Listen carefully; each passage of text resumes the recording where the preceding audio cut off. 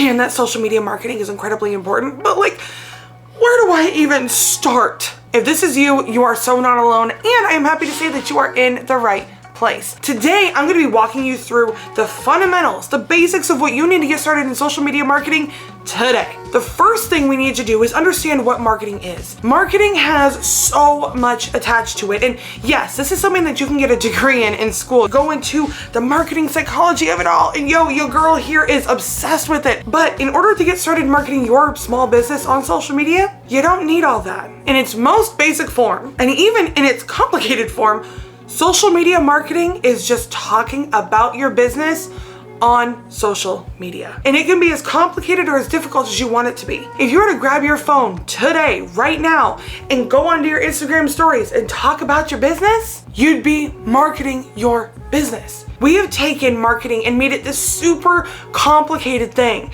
because we believe that if it's simple, it's not going to work, and we have to find the latest growth hack and sign up for all of these programs and understand all of it. And I sell programs that help, but I want you to understand that you don't necessarily need them to get good at social media marketing. What you need to get good at social media marketing is to get used to talking about your business on social media. So now that we know what social media marketing is and what it is in its most basic form, where do we start? Step number one is to decide what platforms you want to be on. One of the questions that I get all the time is, Karleigh, what platform should I be on? This comes up in just about every consultation. And the answer is that you should be on the platforms that you enjoy being on and that you can post on consistently. My answer to this used to be go where your audience is, to go to the platform where your audience is hanging out. But chances are in this day and age, your audience is hanging out on just about every platform. Whether you are on Twitter or Instagram or LinkedIn or YouTube even, or TikTok,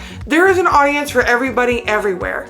So instead of forcing yourself to go on a platform that you hate, focus on what you can do consistently and that you enjoy being on to help you be consistent. If you're hearing all of this stuff about how Facebook pages are important, how you need to have a Facebook group, and you've seen so many people talking about it, and you've probably seen like 30 different ads of talking about how all of these programs that you can buy to learn how to run a successful Facebook group, but you know that you hate Facebook, starting a Facebook group is not going to be the best move for you. If you hate being on Facebook and you avoid it like the plague, that is not where you should spend your time trying to talk to your people. If people are telling you that Instagram is dead, but you love Instagram, go use Instagram. By the way, Instagram isn't dead. Go where you want to post consistently and start with no more than 1 to maybe 3 platforms, and only do 3 platforms if you are repurposing your content strategically. I've done several videos on this. I'll put a couple up here somewhere and you can go learn how to repurpose your content.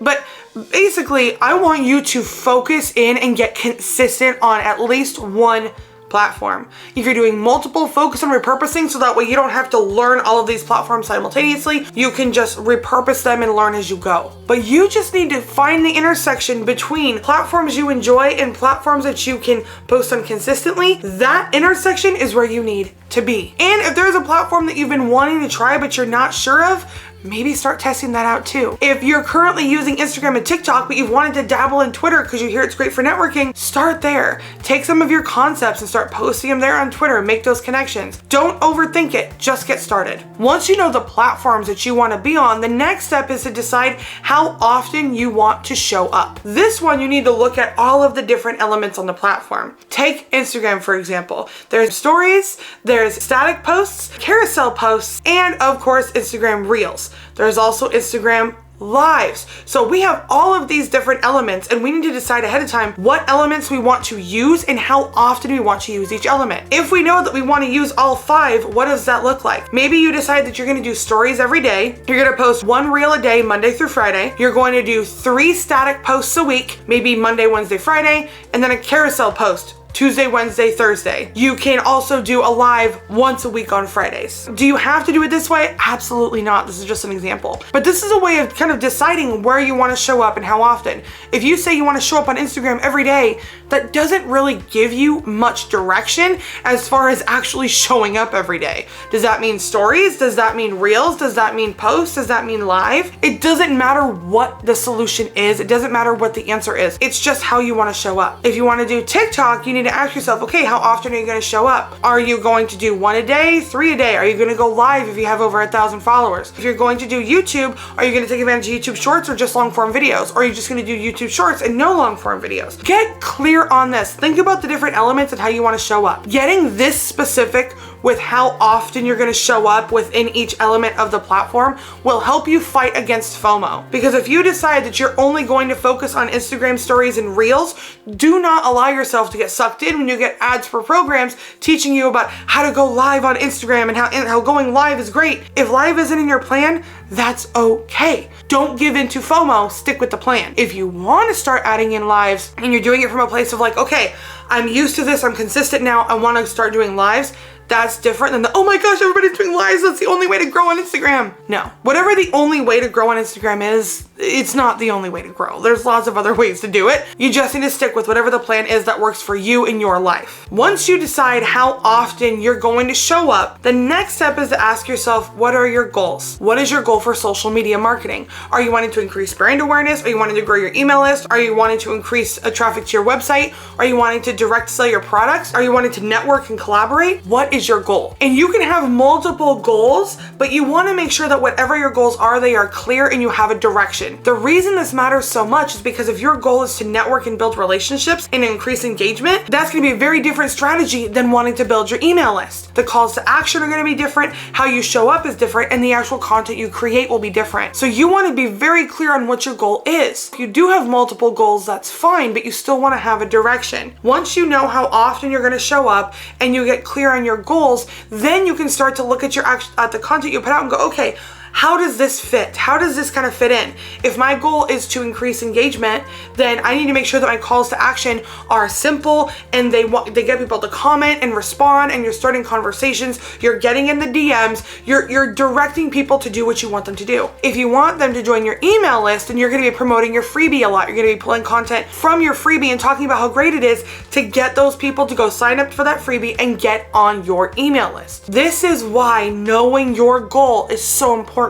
You want to make sure that it's balanced with your life and how you're actually able to show up. I am a single work-at-home homeschooling mom, okay? I get how busy things are, but I'm also incredibly ambitious, so I also get having really big goals. So you want to make sure you have a balance of I'm clear on my goals and I actually know how to make this fit into my life. Marry those two things together and you're going to be dang near unstoppable. Once you get clear on those things, the next step is to actually create the content. What I highly recommend doing is to set office hours. Pull out your calendar and decide when you're going to show up. I did this recently and I got as specific as setting a certain number of hours per week, looking at the blocks of time that I had and looking at the tasks that I had to do, estimating those times and fitting that time in. It helped me see that I had a lot more time than I thought I did. I just spent a whole lot of time stressing out about the time that I thought I didn't have and screwing around and scrolling TikTok. Am I alone in that? I hope not. Office hours are your time to get the dang work done. This is where you schedule your time to be butt in chair or butt out wherever it is you're gonna be filming or whatever it is that you're doing, you're focused in that work. Now, if you have kids and you're busy, I understand the resistance to setting office hours because you never know what's gonna happen. But here is the number one thing that I learned that shifted everything for me. Having office hours on my calendar made it possible for me to show up better when life didn't go the way that I wanted to. Because then I could go, oh my gosh, my kid is sick, so I don't have time to sit here and record the videos that I typically record when he's in bed because he's gonna be sick and he needs me to be there. I can take that time and I can shift it instead of, oh my gosh, I have to get this done and now my kid is sick, I'm never gonna get everything done, and now I'm stressing out because I feel like a bad mom because I'm not focusing on him when he's sick, and now I feel like a bad business owner because I'm not getting stuff done like I need to get done and I'm not showing up the way that I want to show up, and oh my god. Set the dang office hours. Even if they have to be adjusted, this is going to help you as you are on your content creation process and your marketing process. That is as simple as showing up on social is. It doesn't have to take a lot of time. It doesn't need to have this huge, giant, complicated strategy. Are there ways to go deeper? Absolutely. Could I geek out on them for hours?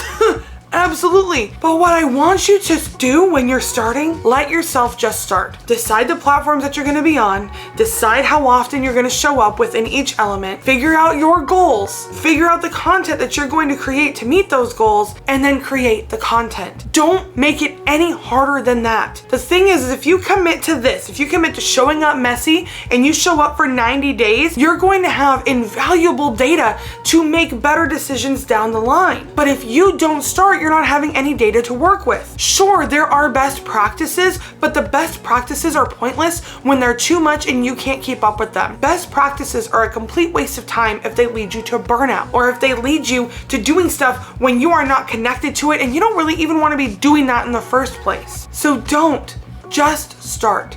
Remember, marketing is just talking about your business. Social media marketing is just talking about your business on social media. Don't overcomplicate it. Let it be simple. And if you let it be simple, I promise it will work. So now that I know where to start, how do I stay consistent with it? And in this video right here, I teach you how.